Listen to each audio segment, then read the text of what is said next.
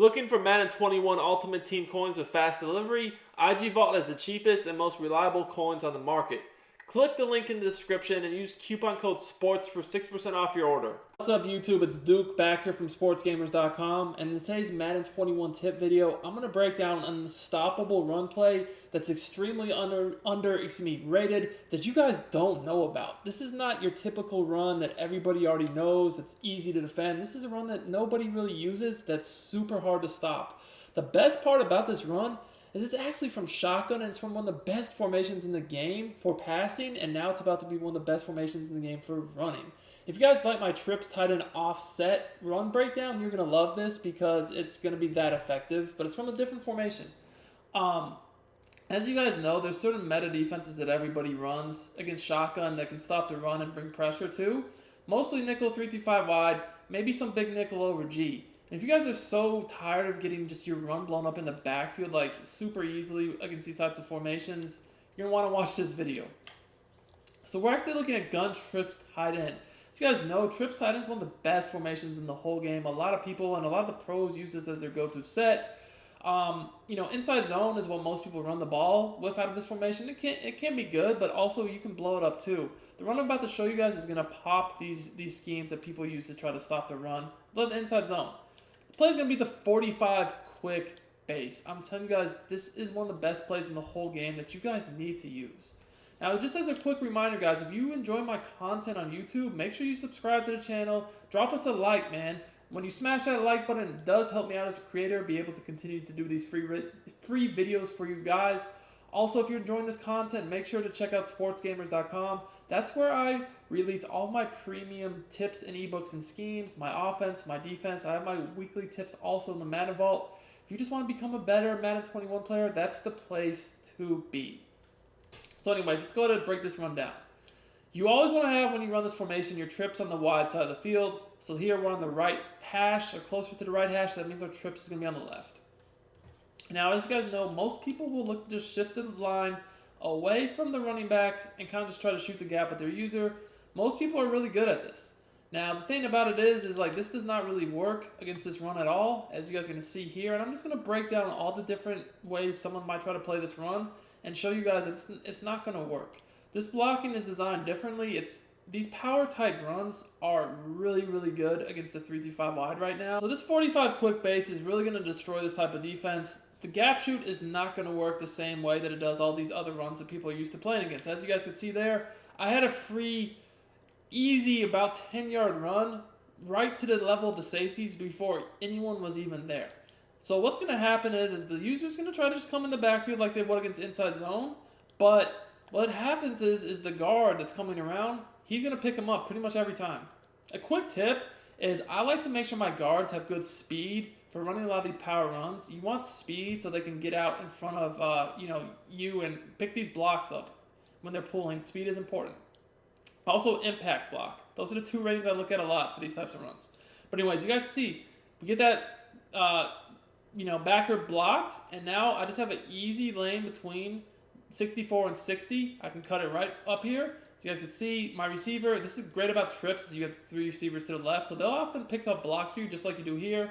And now, I have really a nice little lane to, exploit. As you guys can see here, I'm able to get into the open field and, lower my shoulders and pick up a nice run before I get tackled. So I'm going to show you guys that again. Like I said, we're going to break down all the different ways people might try to play this to blow it up. So sometimes people might say, okay, you're going to do that. I'm going to get behind this guy. Standing in different spots for your user definitely can, affect the way the guys block. As you guys can see there, still about 6 yards before we were touched. The other thing sometimes they'll do is they'll even get behind this guy over here. They're just trying to change the angle up to which they're going to shoot with their user. And by doing this, it just kind of, like I said, affects the way the O-line looks to block. But with this going on here, again, not much going on there. You can't get in the backfield. We get an easy 5 or so yards. So, this is the first thing I see people do a lot. I've also seen people definitely try to spread their line out and just kind of like come up behind the D-tackle. That doesn't really work very well either. You guys can see there, I got about 3-4 before he shedded. If he doesn't shed there, I'm right back to the safeties again. Most of the time, I feel like that's not going to work. As you guys can see there, again, 5 yards.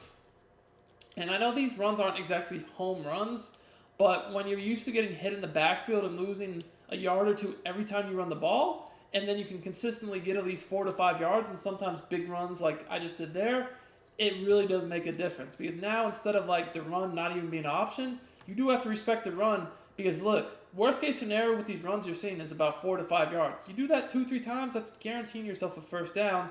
But you've also seen me pop off some big runs too. So it's not just always going to be the 4 or so yards I just got there.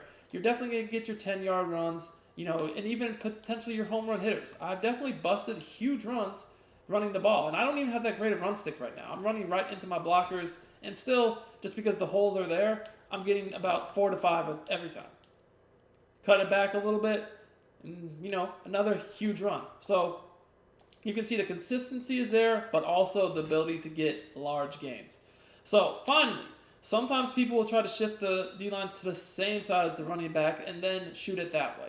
Same thing is going to happen. You're going to see we're easily able to get the kick out, and this time you see we actually run a little bit more off tackle.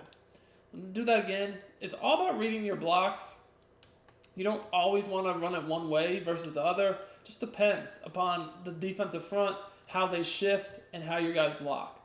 So you guys can see that really leaves off tackle vulnerable when they shift it this way. Now if they just stay in the middle, same thing. We're going to look to kind of hit off that. Now that was our worst run yet because 42 just shedded crazy. But if he doesn't shed crazy, we're going to have another big run there. Let's do that again. You guys can see he gets blocked this time. And now we have another about 9-10 yard run. So again, consistency is huge, but then also the fact of the matter is you still do have potential to bust off big runs. Something else would be, coming over this way, trying to shoot that way.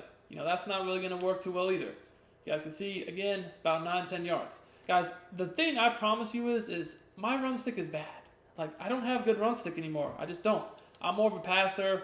I make my living reading the defense mostly. My run stick is subpar. So if you have any stick at all running the ball, I feel like you're going to do a lot better than me because I'm just not really a runner. I mean, I do know how to run the ball because I know run plays that work, but my stick skill is not the greatest. So I'm sure you guys can make, much better use of the running lanes than I am. So last example, shifting away from, to the same side of the running back, and then I'm going to show you guys against a 4 down front, like big nickel over G. So as you guys can see, that absolutely torches 3-5 wide. 3-5 wide is not going to be the defense against this run. So the other defense a lot of people will go to is big nickel over G because, it's super easy out of this, like literally any play, you basically can just say, hey, I'm just going to get one of these linebackers and I'm just going to come in the backfield against inside zone and, I'm just going to blow it up. It's so easy to do. I didn't even do that great of a job there, but still I disrupted it enough to where he wasn't able to get but a yard or so. Or maybe 2. Way better defense than had been played. Now, if you try to, shoot the gap on the base, it's not going to work the same. So here, we're going to just come out of cover 2. The play doesn't really matter. You could shoot from zone, you could shoot from man. Doesn't really make a difference. But I'm going to tell you guys, you're going to notice, look, you try to shoot the gap, I'm just going to run right by you because you're just not going to do it. And then, again, look, big play. And another thing is it doesn't even matter which linebacker they try to control in the box. If they're trying to shoot the gap, they're just basically going to take themselves out of the play anyways. And, we're just going to have a nice little running lane to work with. Honestly, I feel like I have more big play potential against big nickel over G because when they have the 4 down line, they don't have, they're kind of a little bit more aligned to the inside, whereas 3-5 wide is a little bit more spread out. So it's harder to get these big runs that you're seeing me get here. Even if they go man coverage, you're still going to be able to run the ball very well against man. I don't feel like man or zone matters. It works pretty much the same.